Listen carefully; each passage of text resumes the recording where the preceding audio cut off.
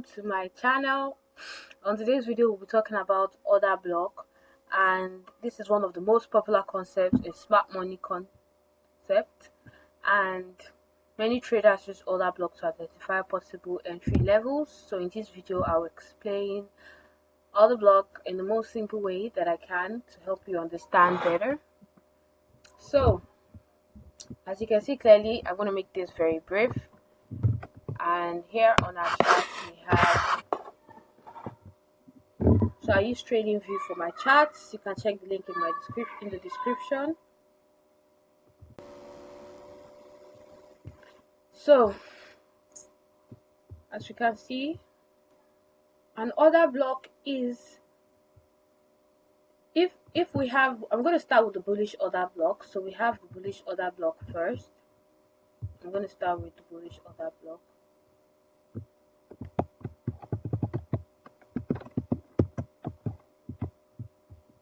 So we have the bullish order block.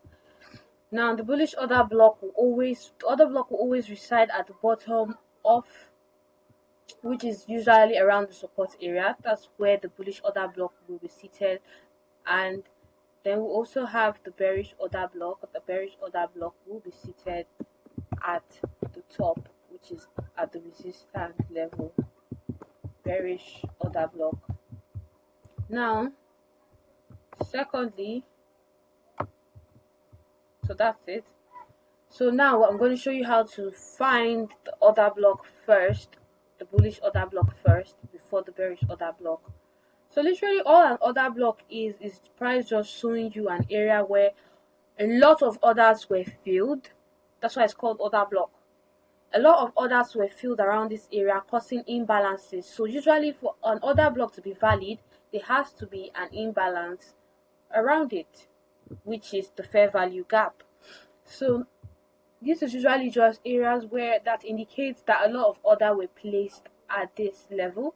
So here is our order block. This is the last bearish candle, which shows that price sold until this point, and then after that it sold all the way up, where it means there has to be a lot of orders, a lot of buys that would have pumped the price, a lot of liquidity, a lot of orders sitting at this point that would have pumped the price to get to this level and that level and the rest levels. But then order block is basically just a concept that tells you that orders are sitting around here is while the market either went bullish or bearish. But we're talking about the bullish order block now, so it's why the market went bullish. So this is the last sell, which means after traders sold here, the next candle was a buy, a buy, a buy, and then it pumped to the top. And there always has to be a fair value gap, which you can clearly see that there's a fair value gap here. And I told you that a fair value gap is usually 3 candle sequenced, and the one in the middle, always has this imbalance in front of it.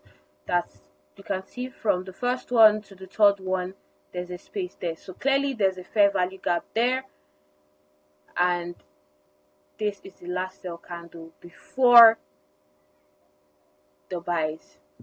So you're going to mark it from the last sell candle before the buys. So here we're going to mark this out, this. And if you stretch it out, you can see that price came back into it. So now first thing first you have to understand is this. You're going to mark all of it. Don't mind if I left the week out here. You're going to mark all of it. So what you need to understand is, first, the fair value gap, like I said in my previous video, is a magnet to price. So anywhere you have fair value gaps, price will always pull back to those areas. Now, in conjunction with the fact that this fair value gap was actually part of the first or second candle before a push to the upside, you're always going to go back and realize that at that point there's another block. So it has to be your last sell candle. Since we're still talking about the bullish order block, it has to be your last sell candle before the uptrend, before it became bullish.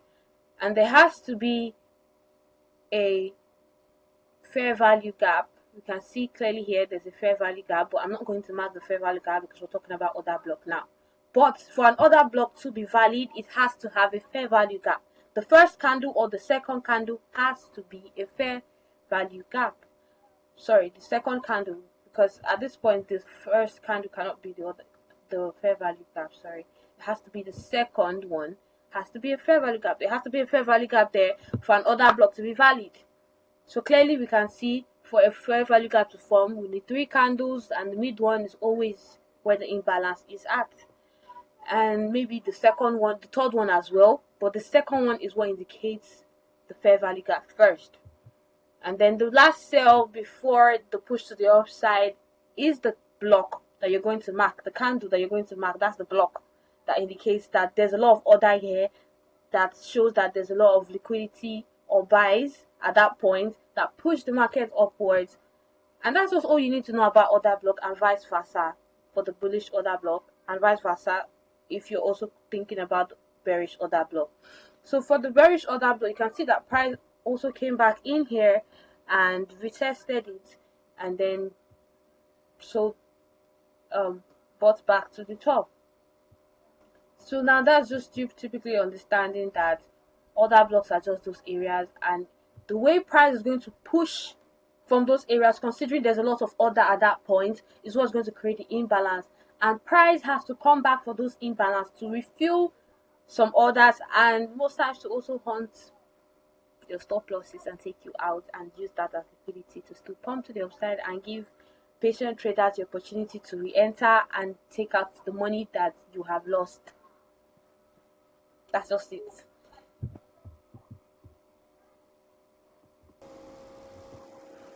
Okay, so now, sorry, I had to look for a part where I can find a bearish order block so I can show you an example too. So now this is the bearish point. You can clearly see that at this point, so you can see that at this point, the last the last buy candle is what we're going to mark out, and then that's the point where our order block is going to be sitting around. Give me a minute.